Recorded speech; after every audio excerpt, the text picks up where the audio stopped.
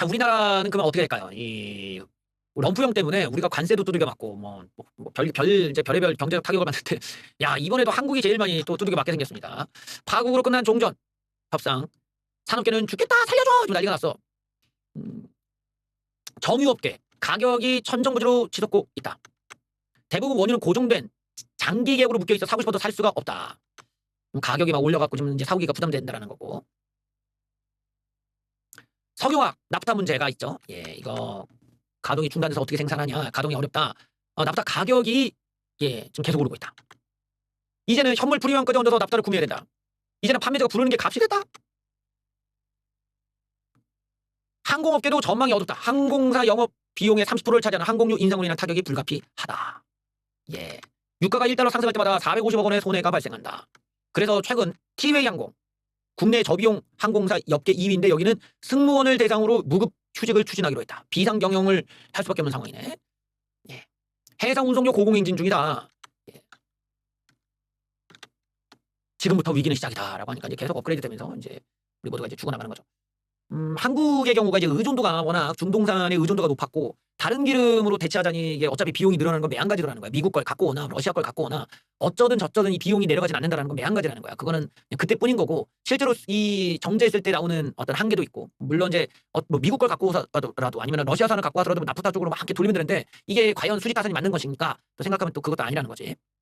그래서 한국의 경우는 원래 우리가 이제 취약점이 있었고 우리는 중국과 미국 사이에서 굉장히 좀 부침을 많이 겪던 상황이란 말이에요. 그러니까 여기에는 미국이 갑자기 자국주의로 돌아서면서 사실 미국 어떤 우리나라가 추구하던 실리 외교가 많이 이제 어려워지게 됐죠. 그 사이에 또 중국이 너무 많이 이제 제조업의 성장을 잃어버리고 한국으로서는 반도체 외에는 이제 성장이 다 멈춰 있는 좀 구조예요.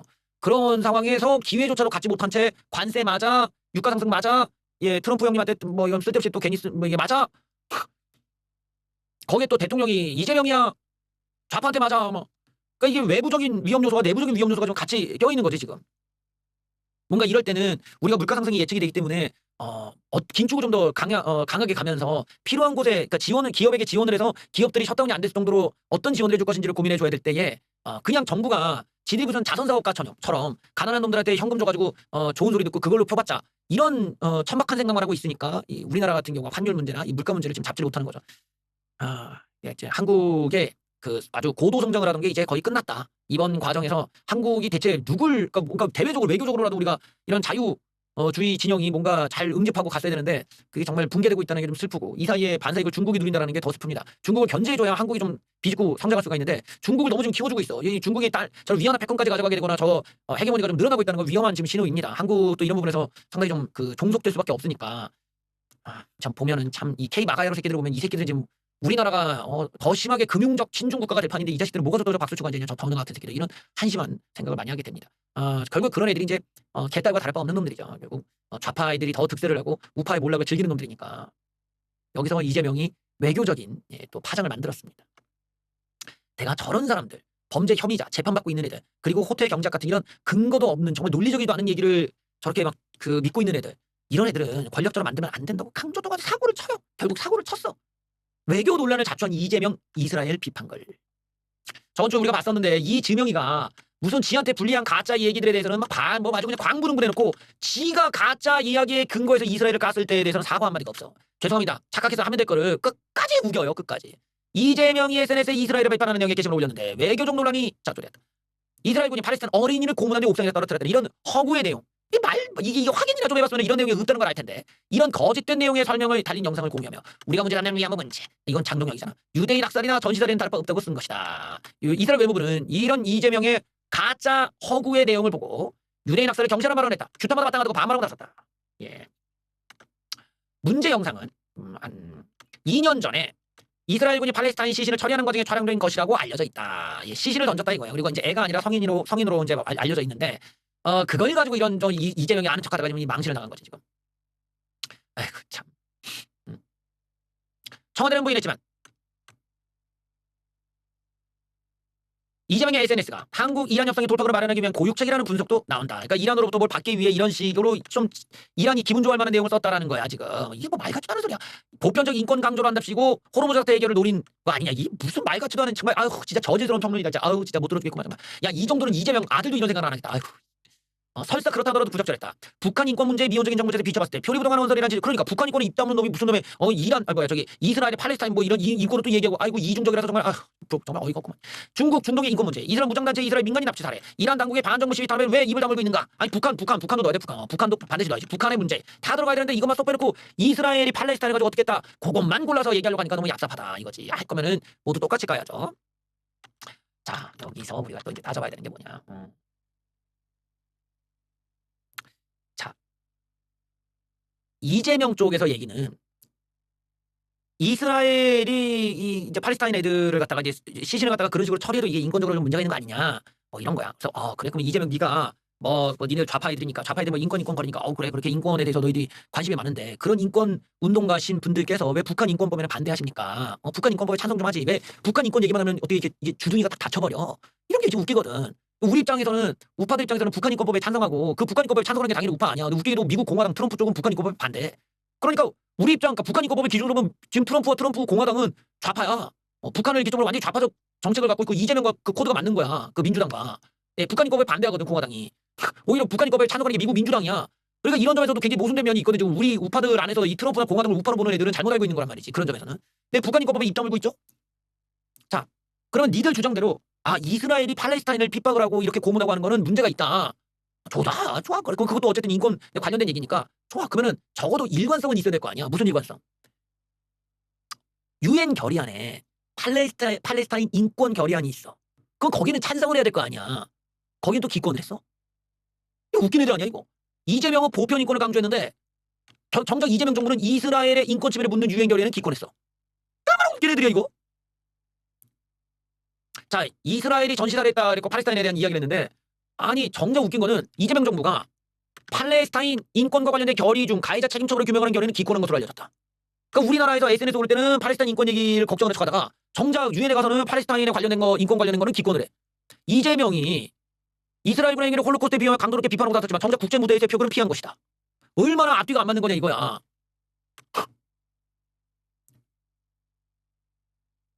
가자지구 등 점령진의 인권 상황 및 조사 가해자 처벌 결의안 안건에는 기권표를 던진 한국 이재명 임시정부.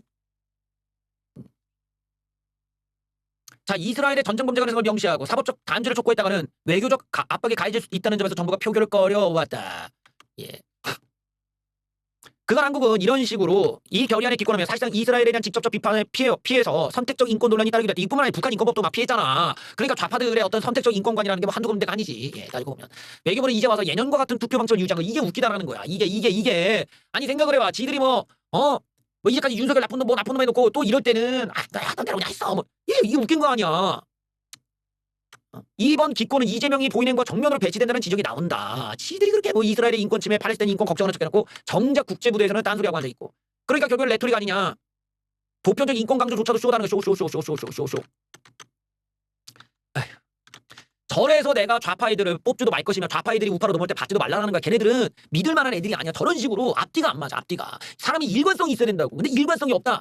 그러면 좌파 아니면 사이비 종교 광신도 놈들이지. 일관성이 어디 있어? 일관성이 지금 잘못됐다고. 이재명은 빨리 사과하고 자기 이중잣대도 좀 반성을 하고 이번 기회에 진짜 인권에 대해서 얘기하려면 북한 인권, 팔레스타인 인권 똑같이 얘기해야 돼. 뭐 이란 시민에 대한 인권 뭐 이런 걸 똑같이 얘기해. 누구 인권은 더 소중하고 누구 인권은 갑자기 무시해도 되고 이런 겁니까? 이런 면에서 이 좌파 이중잣대 우리가 반드시 짚고 넘어가야 되고 매번 지적해야 된다. 이재명의 저런 그 가짜뉴스가 의전이었고 지가 올린 가짜뉴스에 대해서는 반성도 하고 사과도 하는 저 뻔뻔함도 마찬가지고 선택적 인권과도 마찬가지고 이번 하나를 보면 여러 한다고 지금 이재명도 대통령감이 정치인감이 아니야. 저렇게 일관성 없는 사람이 올라가니까 하루라도 조용한 애를 있잖아. 사과해야 될 거 아니야. 가짜뉴스가 근거도 없는 얘기를 꺼내가지고. 그리고 말이야 무슨 놈의 정부가 대통령이 SNS를 올리면 그 밑에 있는 애들이 이게 사실인지 아닌지는 금방 그 검색해서 나올 거 아니야. 그것도 안 하나? 아니 무슨 이런 허구의 내용이 올라갈 때까지 정부는 뭐 한 거야? 관계자들은. 응? 하여튼 시스템이 제대로 굴러가지가 않는 거야 지금. 옛날에 말입니다. 그 전영록이 영화 배우로 데뷔를 해가지고 무슨 여자애들이랑 어울려 다니면서 매니저 역할을 하는데 그 여자애들이 어디 납치를 되니까 어디 뭐 그 아파트 위 뭐 한 10층인가 9층인가 하여튼 거기서 뛰어내려. 밑에 무슨 이렇게 이런 통통볼이 있는데 뛰어내려. 전영록이 통통볼이 딱 떨어져고 사는 거야. 야, 말도 안 되는 이런 공상과학 같은 대박 히트를 합니다. 그 영화 제목이 뭐냐? 도라이야. 민주당이 시민한테 도라이라고 얘기했습니다. 민주당 후보가 내 진짜 전용록의 도라이도 아니고 이런 말을 이런 극악무도한 말을 시민에게 도라이라니. 놀랍구만요. 예. 양승조 도지사가 한 축제 현장에서 더불어민주당 지지층이 아니라고 밝힌 유권자를 향해 도라이구나라는 말을 향해 논란이 되었다. 이런 사람을 반민주당에서 그냥 뭐 경선 치르게 해줄 거야? 이거 해줄 거야? 그냥 바로 날려야 될 거 아니야.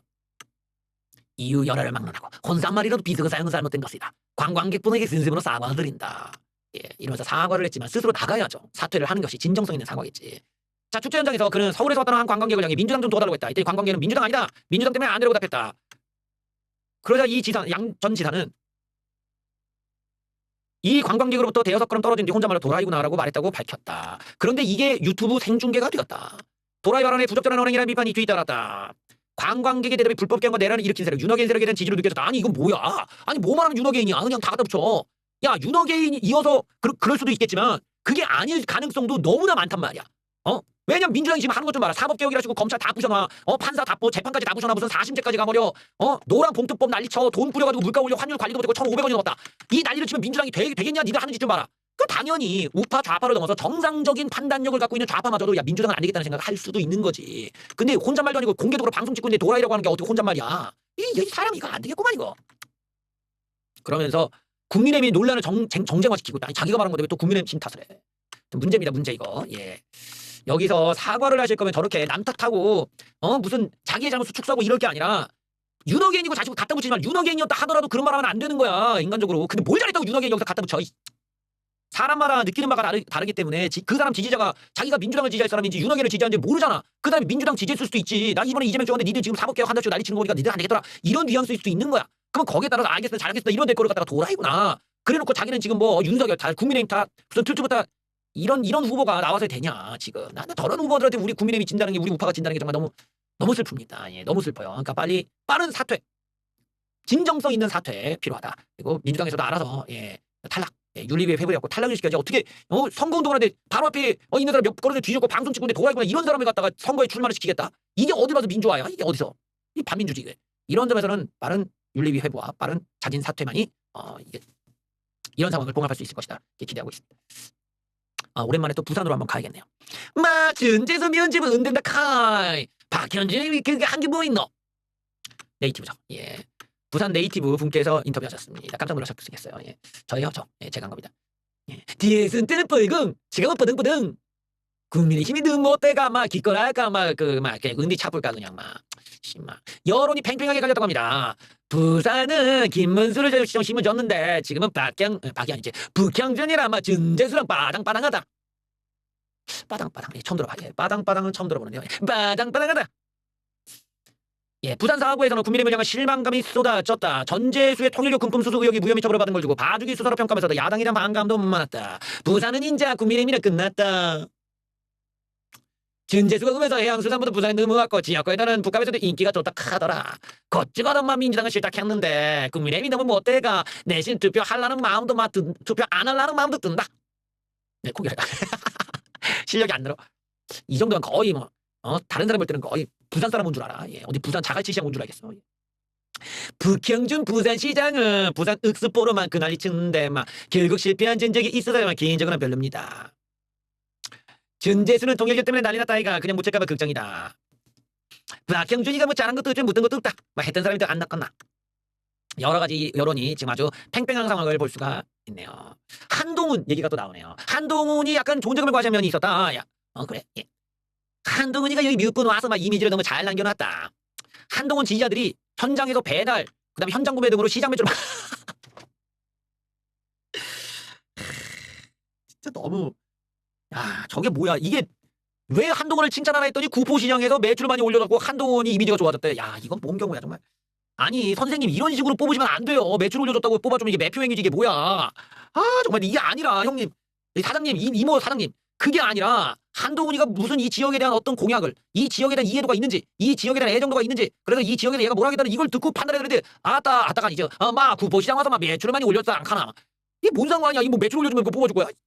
아 이건 좀 너무 웃기네. 예. 하지만 반면 다른 분께서는 한동훈이 지역 연구도 없고 무소속으로 나오더라도 결국 국민의힘 대표의 꼬리 펴떼기 어려울 것이다. 한 대표가 아마 팬클럽 보고 그걸 부산 인기라고 즉각한 것 같다. 예, 아주 쓴소리도 있네요. 일단 국민의힘이 부산 사수를 장담할 수 없는 처지가 되었다. 이 분위기가 안 좋아. 분위기가 안 좋은데 우리가 뭐 지금 이번 지방선거는 서울 간당간당, 부산도 간당간당, 대구까지도 지금 간당간당이거든요. 대구 쪽은 이런 그 경선의 결과를 좀 확실하게 만들지 못하면 무소속으로 후보들이 나와서 김부겸한테 안겨줄 가능성이 있어요 지금. 그래서 서울, 대구, 부산이 진짜 다 날아갈 수가 있는 최악의 결과도 지금 산정을 해놔야 됩니다. 이거는 장동혁의 문제가 지금 너무 커요. 장동혁이 상황을 좀 정리를 해줘야 사람들이 좀 선거판을 이해하기도 좋고 그리고 이 논란이 좀 가라앉히고 앞으로 가자라는 어떤 이런 분위기가 나올 텐데 대표란 사람이 지금 수습이 안 돼. 그러니까 이 선거를 제대로 안 치러본 사람이다 보니까 이걸 끌어갈 만한 능력이 없고 상황을 정리할 능력이 없고 그래 노이즈는 이만큼 쌓여있는데 그냥 자기는 엉뚱한 짓을 하는 거야. 아니 지금 대표가 이 당내에 이런 선거 논란이 나왔으면 해결해줘야 되는데 해결을 할 의지가 없다는 거지. 그 뭐냐는 너 뭐냐 지금 뭐 하는 거야. 유튜브 찍어. 그러다가 이제는 미국을 가겠대. 이 장동혁에 대해서 당내 여론이 어떤지 한번 보시죠. 선거가 코앞인데 공천 붕괴됐죠. 최저 지지율이죠. 지도부 분열됐죠. 리더는 미국으로 가버리죠. 이거 뭐야 이거. 회피 정치 코미디라고 있다. 대표 생명 정치 생명까지 미국행 비행기 몸 싣는 순간 끝나버릴까. 이게 지금 장대표 장동혁이가 지금 기행을 벌이고 있어요. 기행을. 50여일을 앞둔 상황에서 미국으로 가버리는 대표라니 이런 초유의 사태가 벌어졌습니다. 예. 혼자서 또 미국으로 가버려. 왜 지금 가야 되는 이야기가 나오는데 그가 보여주는 이 리더십이 위기 앞에서 회피를 택한 정치. 이게 국민의힘의 현재 상황이다. 아주 이제 무책임한 거죠. 지금 대구시장 컷오프 반발. 경기지사는 후보도 못 찾을 정도로 지금 상황이 안 좋고 10%대 최악의 지지율. 국민의힘 당직자는 여기가 중요합니다. 아직 공천이 다 안 끝났는데 굳이 이 타이밍에 미국을 왜 가야 되는지 모르겠다라며 지면으로는 도저히 옮길 수 없는 정도의 쌍욕을 했다. 쌍욕까지 나왔다고 합니다. 예, 이건 도혁이 형이 좀 봐야 될 뉴스네. 예. 주호영 의원은 장동혁이 물러나는 게 가장 큰 선거운동이라고 비아냥거렸고 예, 김태흠 지사는 선장 없는 배와 같은 상황이다. 인천에서는 퇴진 요구 이게 그 윤상열 의원이 좀 전환해야 된다 이런 거고 이건 단순 논란이 아니라 거의 엽기적인 수준이다. 지도부가 통제가 안 되고 지도부는 따로 놀고 앉아있고 장 대표 어디 가냐는 이 채널명도 지금 조롱의 밈이 되었다. 장 대표 어디가 질문을 하면 이렇게 말한다. 장 대표 오지마. 결단 없는 리더십. 공천 개입도 못하고 퇴진 요구도 무시하고 위기 대응도 못하고 결국 해외로 이동. 이거는 회피다. 귀국 메시지가 만약 부정선거 맞겠다면 코미디까지 벌어지는 셈.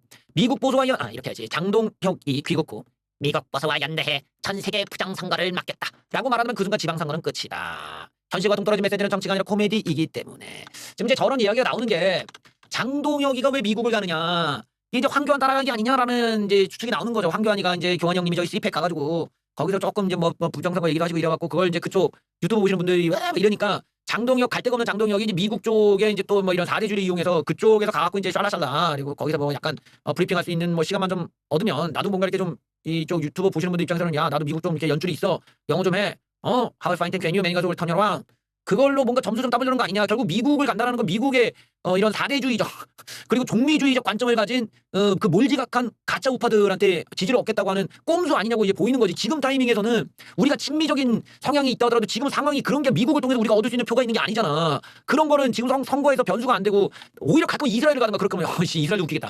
그런 게 아니라면 지금은 장동혁이가 이 후보들의 어떤 이 논란들을 좀 줄여주고 자기가 결자해지를 하겠다든지 당을 갖다가 어떻게 하면 더 개선된 상황을 갈 것인지 이런 여러 가지 상황들을 이 내부에서 해결해야 되는데 그걸 미국에 가서 뭘 얻어오겠다는 거냐. 결국 이게 자칫 잘못하면 결국 이제 부정선거나 아니면 뭐 트럼프 만세를 외치는 이런 이제 그 시온주의, 복음주의, 사이비 개신교, 광신도들 사이에서 그냥 박수 몇 번 받고 오는 이런 이상한 그림만 연출되고 오는 거 아니냐. 우려가 되는 거죠.